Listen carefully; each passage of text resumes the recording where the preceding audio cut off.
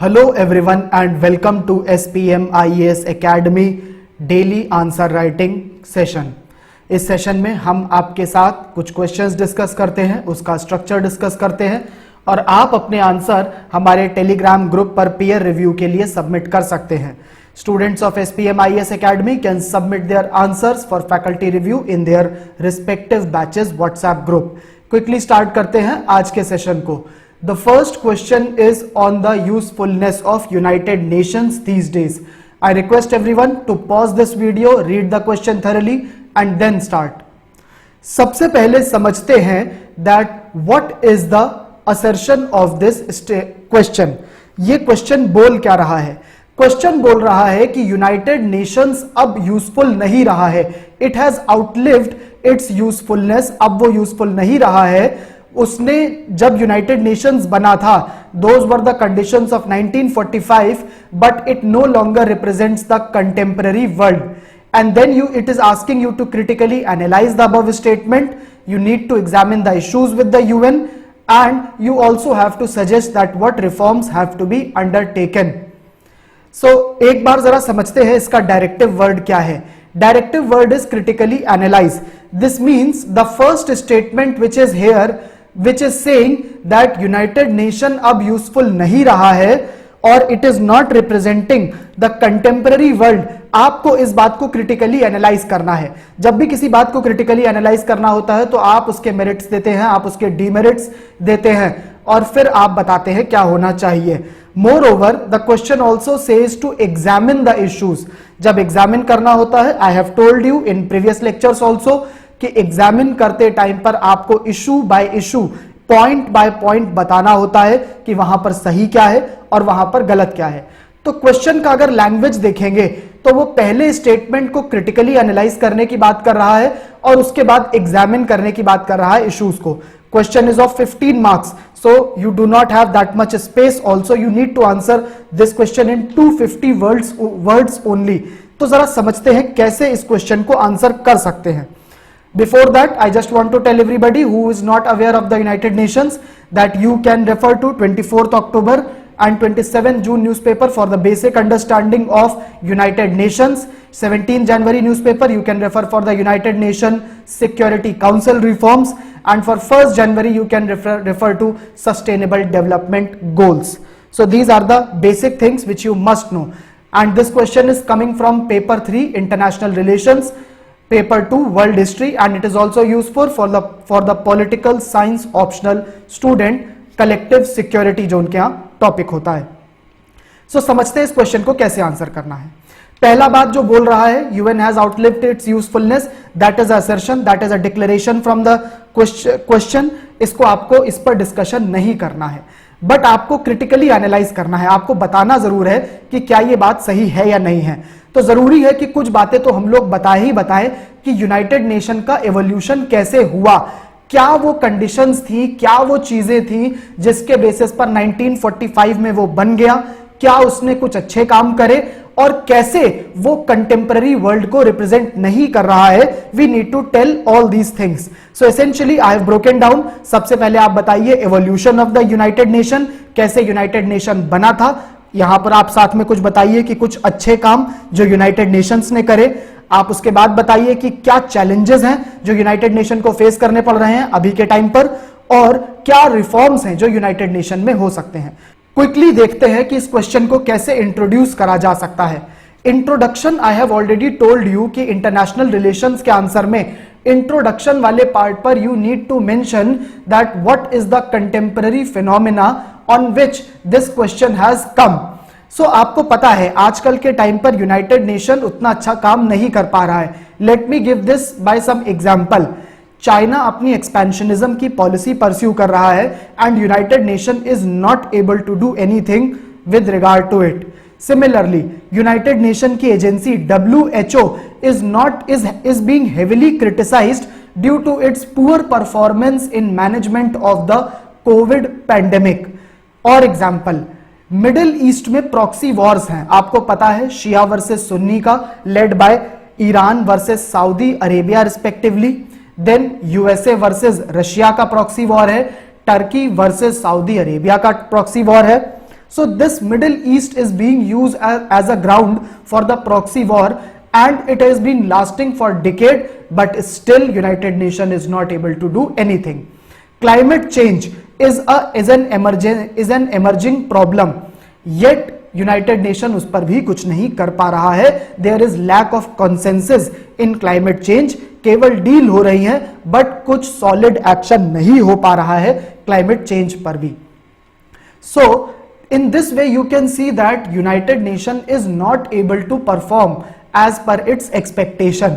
अब आपको क्या करना है कि आप ये सारी प्रॉब्लम तो लिखने लगेंगे नहीं, because there are many other problems also, जैसे problem of poor development of the world, inequality, so many things are there.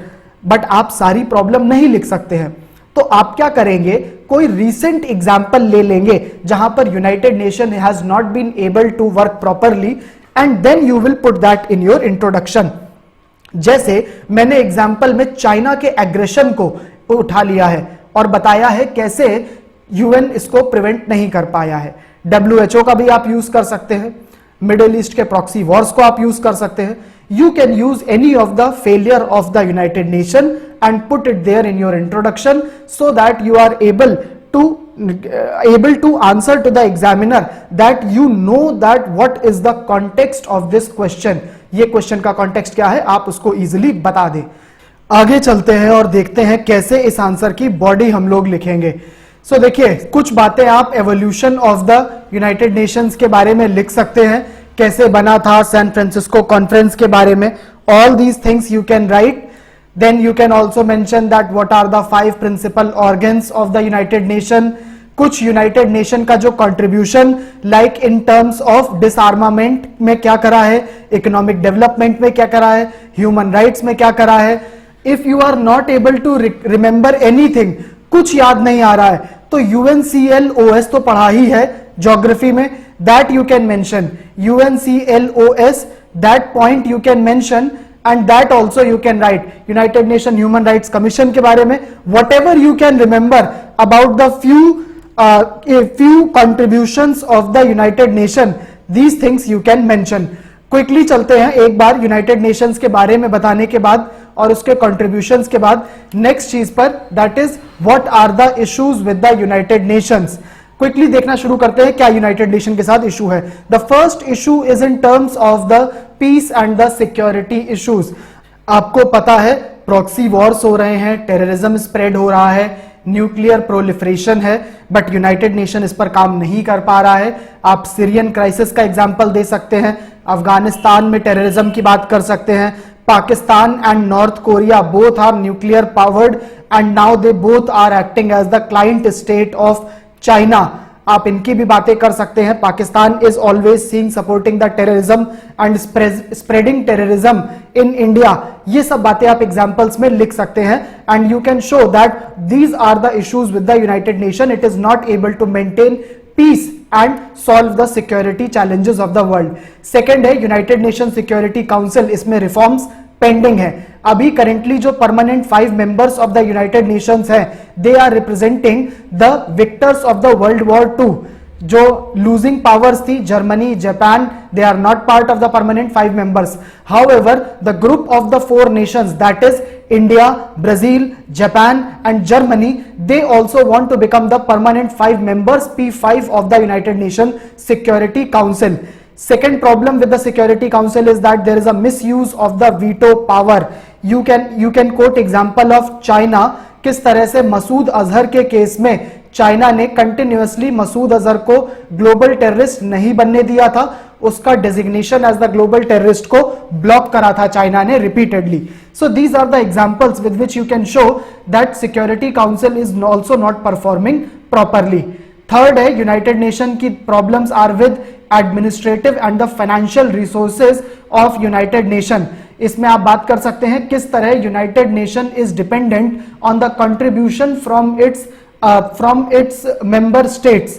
Every state has to give some contribution to United Nations, and many times it happens that the countries are paying their due share quite late. बहुत देर कर देती हैं अपने हिस्से का पैसा देने में, as a result United Nation भी अपना काम प्रॉपरली नहीं कर पाता है. Many times it also happens that if a country is not pleased with the policy of a United Nation agency, it withdraws from that. This has happened recently with WHO, World Health Organization, where USA had accused WHO of favoring China, and as a result it decided to withdraw from the WHO. Now this has considerably weakened WHO because USA was one of the largest contributors of WHO. So these are the problems, these are the administrative and the financial problems with the United Nations. और problems देखते हैं. इसके बाद एक बड़ी problem है that it is not able to prioritise the global agenda. इतनी सारी वर्ल्ड में बड़ी बड़ी प्रॉब्लम्स हैं. सबसे बड़ी क्लाइमेट चेंज है, उसके बाद सस्टेनेबल डेवलपमेंट गोल्स पर प्रायोरिटी नहीं हो पा रही है.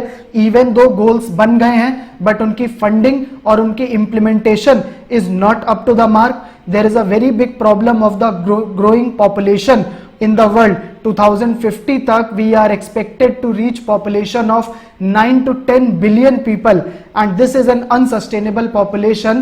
We will not be able to sustain this much of population. So that is another problem.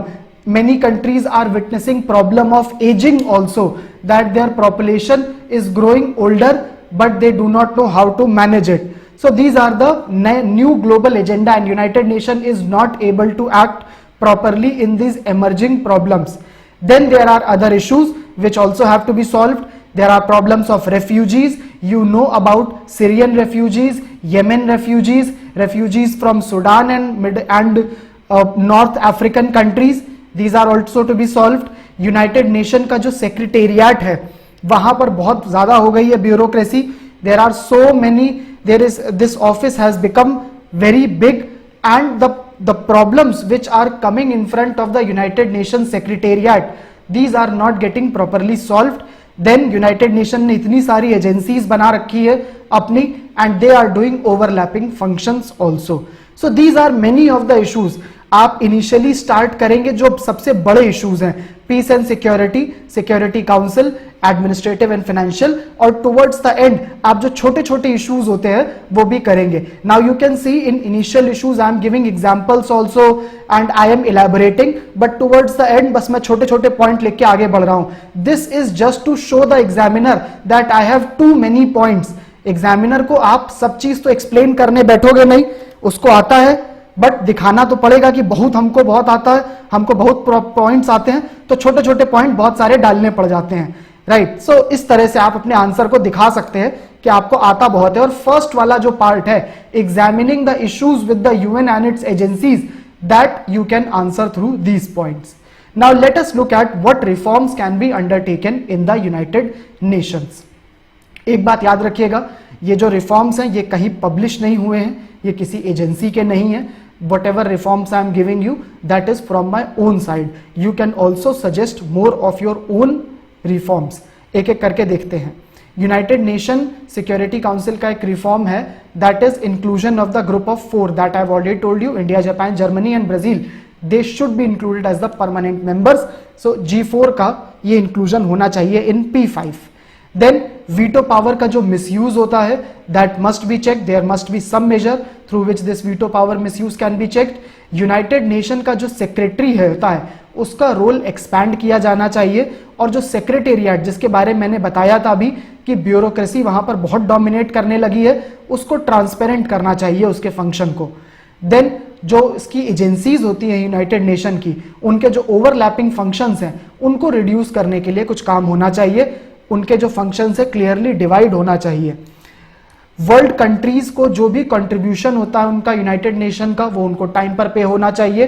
There can even be provisions of penalty in case world countries are not paying on time. They must pay on time and in full.